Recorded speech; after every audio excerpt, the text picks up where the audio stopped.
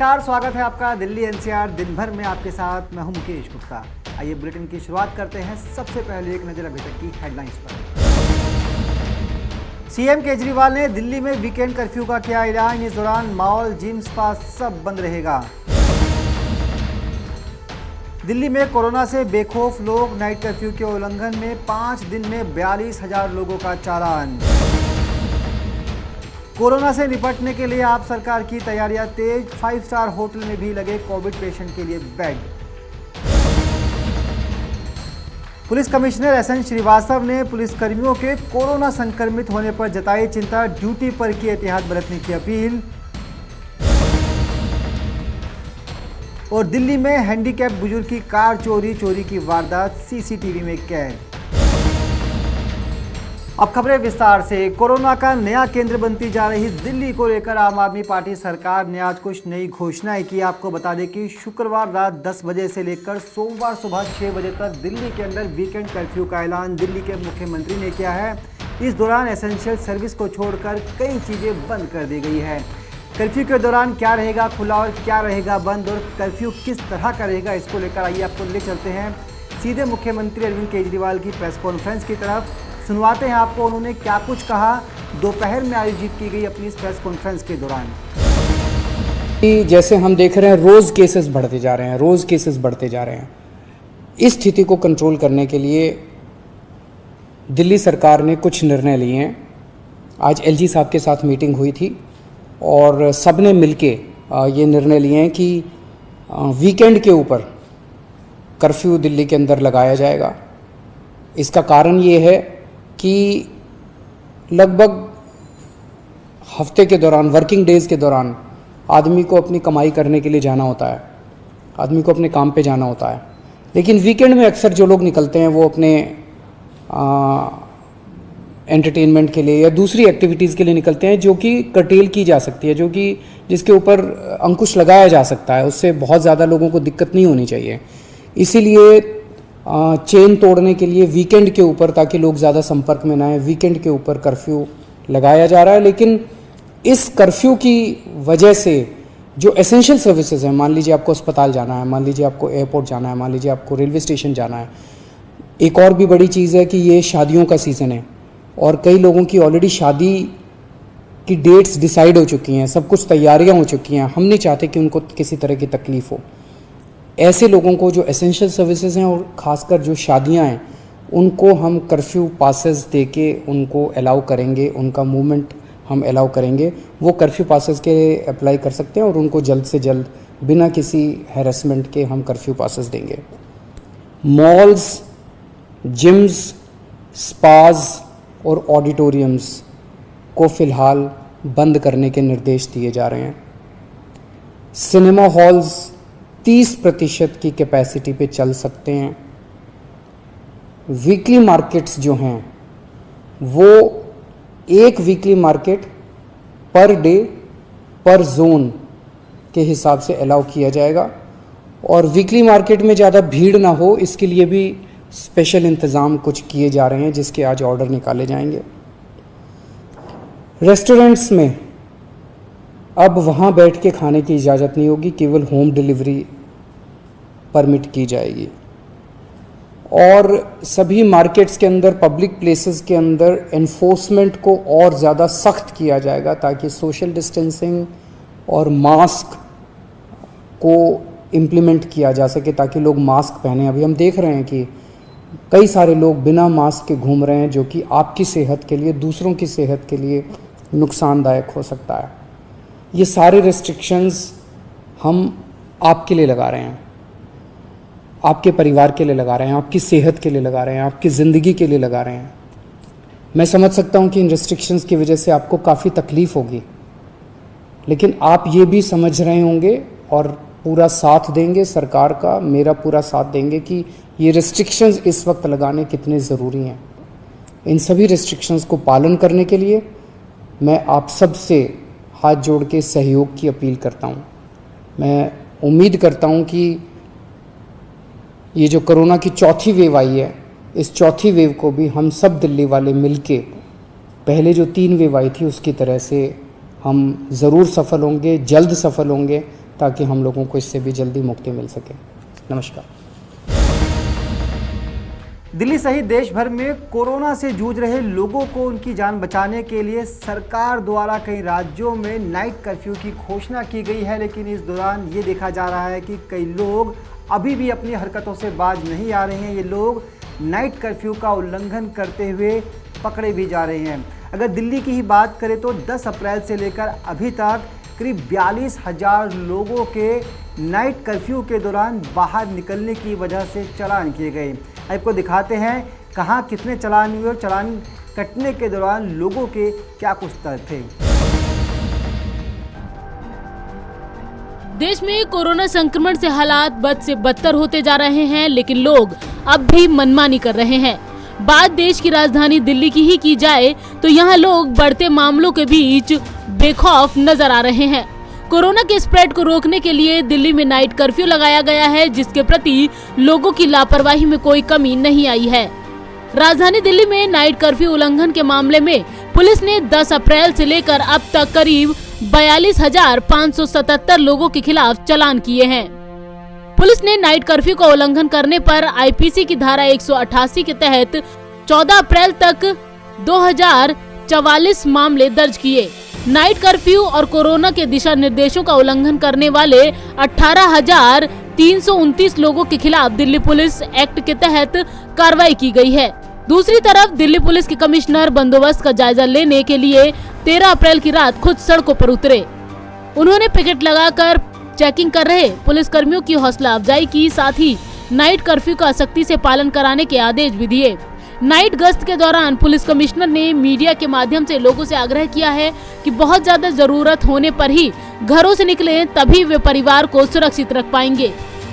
Corona के spread को रोकने के लिए दिल्ली सरकार की ओर से नाइट कर्फ्यू लगाया गया है, लेकिन इसका कोई खास असर होता दिखाई नहीं दे रहा है, क्योंकि दिल्ली में कोरोना के रिकॉर्ड तोड़ 18,000 के करीब मामले एक ही दिन में सामने आए हैं, जबकि 104 लोगों ने दम तोड़ दिया। अस्पतालों में बेड फुल हैं और शमशान घाटों में लंबी कतारें लगी हैं। ऐसे में जरूरी यही है कि जनता गंभीरता को समझे और कोरोना नियमों का पालन करे, ताकि खुद को और अपनों को महामारी से सुरक्षित रख सकें। नवोदय टाइम्स के लिए संगीता सिंह की रिपोर्ट, दिल्ली।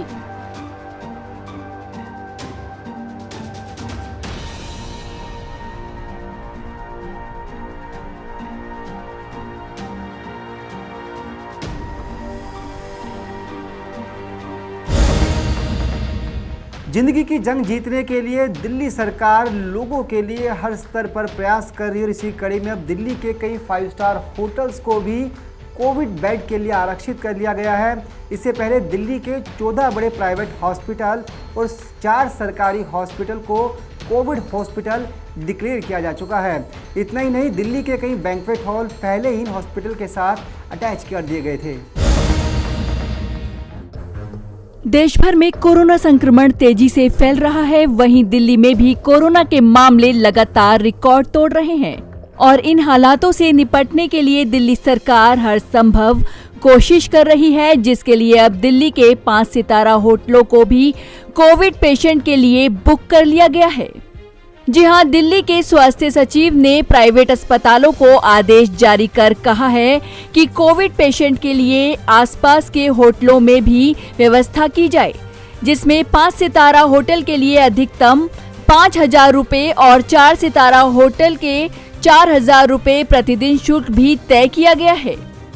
दरअसल राजधानी दिल्ली में कोविड के केस लगातार बढ़ रहे हैं। बीते 24 घंटे में 17,000 से ज्यादा केस सामने आए हैं और 104 लोगों की मौत भी हो गई।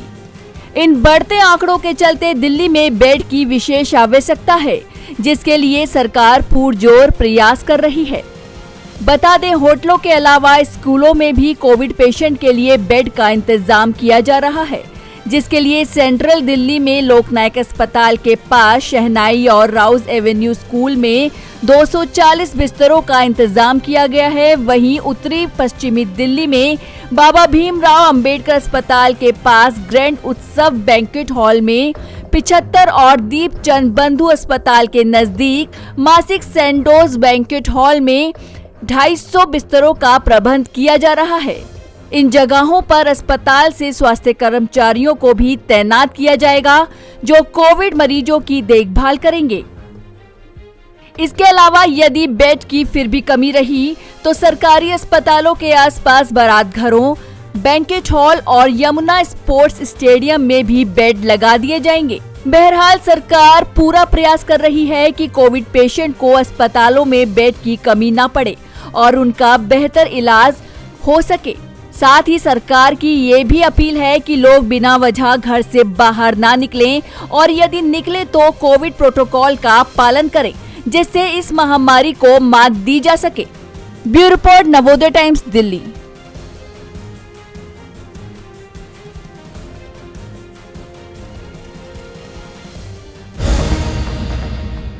पिछले साल कोविड की पहली लहर के दौरान दिल्ली पुलिस के कई जवानों को अपनी जान से हाथ धोना पड़ा था और इस बार जब एक बार फिर से दिल्ली के अंदर कोरोना पीक पर देखा जा रहा है तो बड़ी संख्या में दिल्ली पुलिस के जवानों के संक्रमित होने की खबरें सामने आ रही है।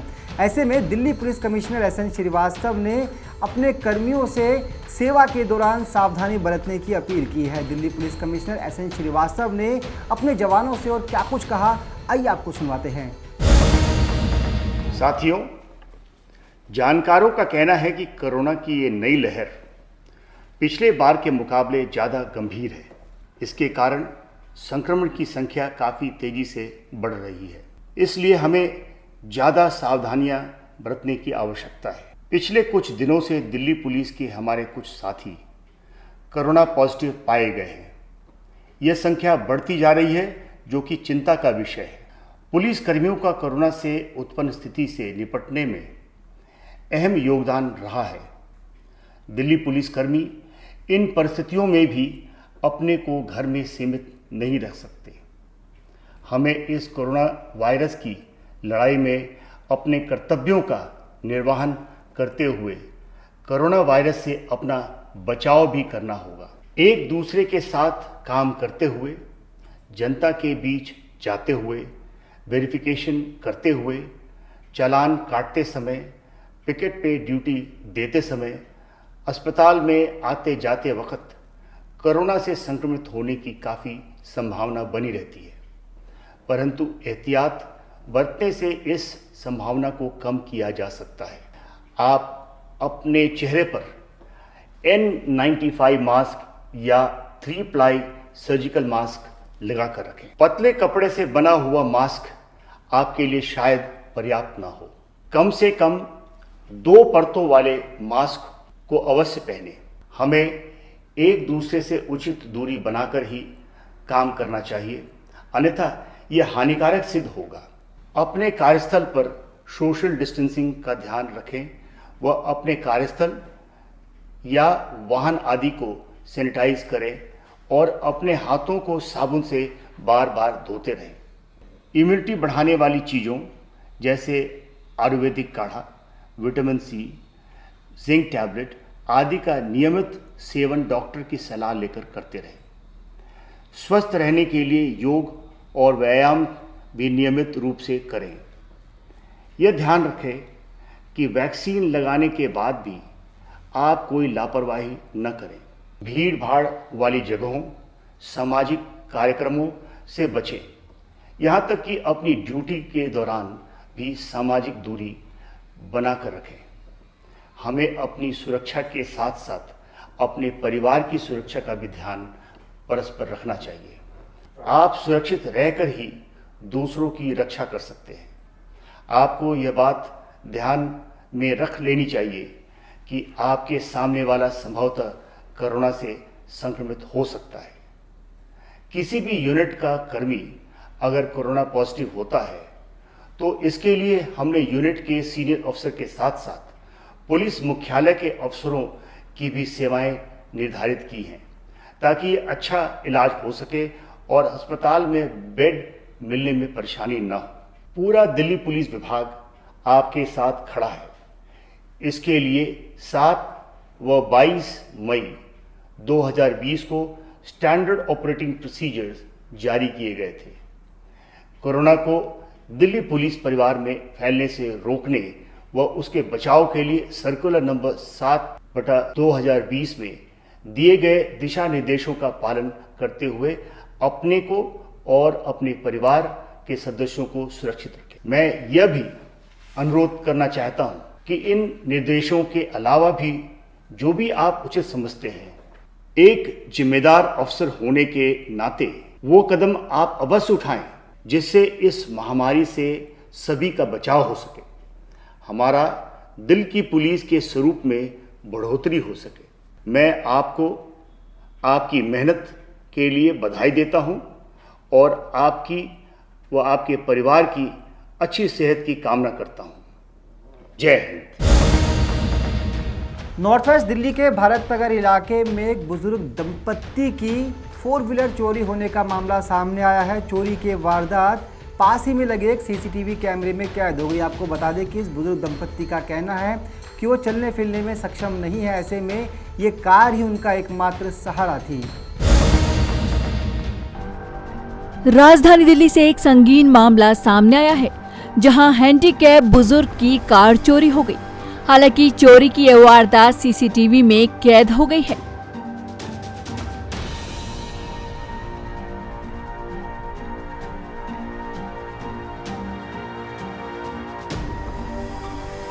मामला नॉर्थ वेस्ट दिल्ली के भारत नगर इलाके का है, जहां इस बुजुर्ग दंपत्ति की कार चोरी हो गई।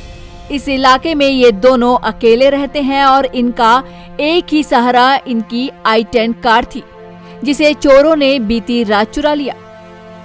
कार चोरी की यह वारदात सीसीटीवी में कैद हो गई है। देखिए किस तरह से चोर रात के समय दूसरी गाड़ी से आते हैं और मौका पाते ही बुजुर्ग दंपत्ति की कार चुरा कर फरार हो जाते हैं।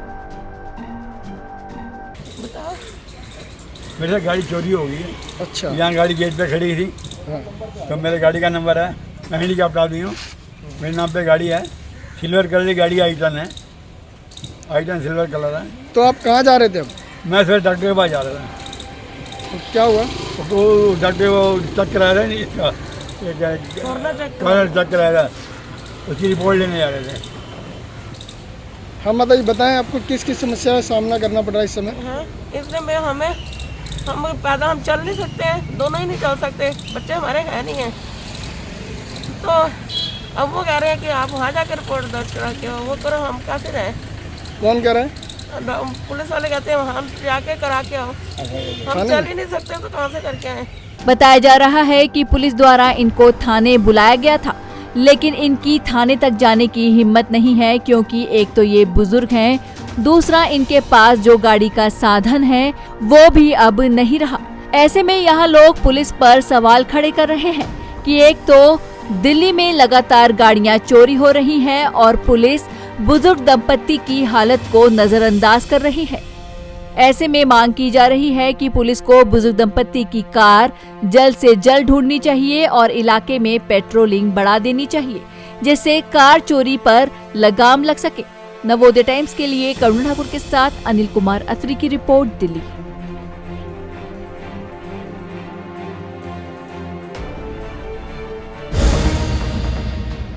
ये थी दिल्ली एनसीआर से जुड़ी हुई तमाम बड़ी खबरें जिन्हें आपके लिए जाना था बेहद जरूरी। देश और दुनिया की ताज़ा तरीन खबरों के लिए आप देखते रहिए नवोदय टाइम्स पंजाब के SB ग्रुप। फिलहाल मुझे दीजिए इजाजत, नमस्कार।